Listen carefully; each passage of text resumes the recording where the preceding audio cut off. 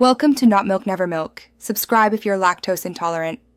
You already have a shell installed, so start by opening VS Code settings now. Once done, press Ctrl+ or open the command palette and choose Preferences. Open Settings, JSON to edit directly. You need to confirm the shell executable path in your system path so VS Code can detect it. This avoids path resolution errors later. While you have settings open, keep the workspace scope in mind and avoid workspace-only edits, unless you want a project-specific default shell. Now add or edit the terminal profiles block in Settings. JSON for your OS platform.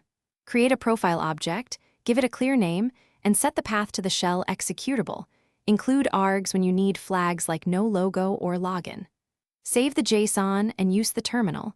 Select Default Profile command to verify VS Code lists your new entry.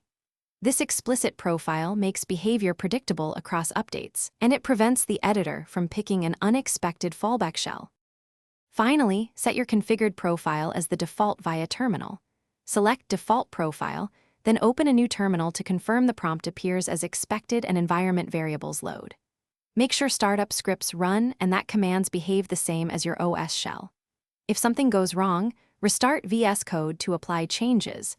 If the problem persists, double-check the executable path in Settings. JSON and temporarily disable terminal-related extensions. This single troubleshooting step resolves most